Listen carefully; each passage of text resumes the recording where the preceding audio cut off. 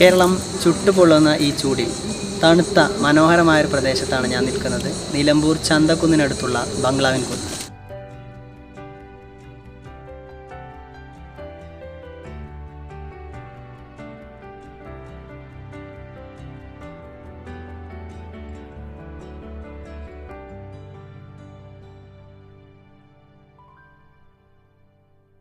ആയിരത്തി 1846-50 കാലഘട്ടത്തിൽ ടിപ്പു സുൽത്താൻ്റെ പടയോട്ട കാലത്ത് അദ്ദേഹത്തിൻ്റെ നീക്കങ്ങൾ നിരീക്ഷിക്കാൻ വേണ്ടി ബ്രിട്ടീഷുകാർ പണി കഴിപ്പിച്ച ഒരു ബംഗ്ലാവാണിത്.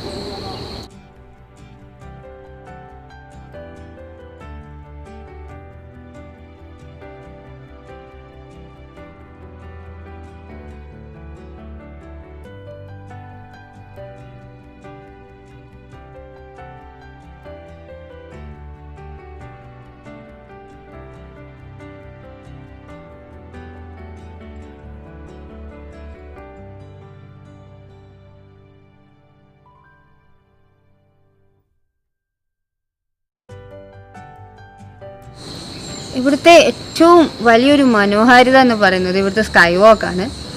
നമ്മൾ ശരിക്കും മരങ്ങളുടെ ചില്ലകൾക്കിടയിലൂടെ നടന്നു പോകുന്ന ഒരു ഫീലിംഗ് ആണ് ഇതിലൂടെ നടന്നു പോകുമ്പോൾ നമുക്ക്.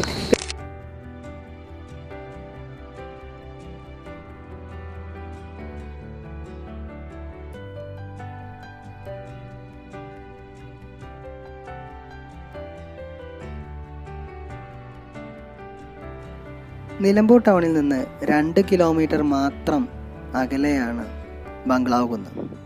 നിലമ്പൂരിൽ നിന്ന് എടക്കര ഭാഗത്തേക്ക് യാത്ര തിരിച്ചാൽ ചന്തക്കുന്ന് ബസ് സ്റ്റാൻഡിന് നേരെ ഓപ്പോസിറ്റായിട്ട് നിൽക്കുന്ന റോഡിലൂടെ ബംഗ്ലാവ് കുന്നിലെത്താം. ബംഗ്ലാവ് കുന്ന് എന്നും നാട്ടുകാർ വിളിക്കുന്ന ഈ ഉയർന്ന പ്രദേശത്തേക്കുള്ള പാത അതിമനോഹരമാണ്. ചെറിയ റോഡാണെങ്കിലും പാതയ്ക്ക് ഇരുവശവുമുള്ള മരങ്ങളുടെ മനോഹാരിത ഏത് ഡ്രൈവറെയും ഒരു നിമിഷമെങ്കിലും പുറത്തേക്ക് നോക്കാൻ പ്രേരിപ്പിക്കും. മനോഹരമായ ചുറ്റും മരങ്ങൾ കൂടി നിൽക്കുന്ന ഈ വഴിയിലൂടെ യാത്ര തിരിക്കുമ്പോൾ അവസാനം എത്തിച്ചേരുന്നത് ഈ ബംഗ്ലാവിലേക്കാണ്. നാടുകാണി ചുരം വഴിയുള്ള ടിപ്പുവിൻ്റെ നീക്കം വ്യക്തമായി ഈ കുന്നിൽ നിന്നും മനസ്സിലാക്കാൻ ബ്രിട്ടീഷ് ഉദ്യോഗസ്ഥന്മാർക്ക് സാധിച്ചിരുന്നു. ബ്രിട്ടീഷ് മാതൃകയിൽ നിർമ്മിച്ച ഈ ബംഗ്ലാവ് ഫോറസ്റ്റ് ഉദ്യോഗസ്ഥരുടെ താമസത്തിനായാണ് പ്രധാനമായും ഉപയോഗിച്ചത്. ഊട്ടിയിൽ നിന്നും നിലമ്പൂരിലെത്തുന്ന ഉന്നത ബ്രിട്ടീഷ് ഉദ്യോഗസ്ഥർ താമസിച്ചിരുന്നത് ഇവിടെയാണ്. ബംഗ്ലാവിൽ നിന്നും 2 നേരം തപാലുകൾ കൊണ്ടുപോയി തിരിച്ചു കൊണ്ടുവരുന്നതിനായി നിർമ്മിച്ചതാണ് ഹൈസ്കൂൾ വഴി ബംഗ്ലാവിലെത്തുന്ന റോഡ്. നിലമ്പൂരിലെ DFO ആയിരുന്ന ബോൺ സായിപ്പ് ബംഗ്ലാവ് കുന്നിലെ തൻ്റെ ജീവിതത്തെക്കുറിച്ച് രേഖപ്പെടുത്തിയിട്ടുണ്ട്.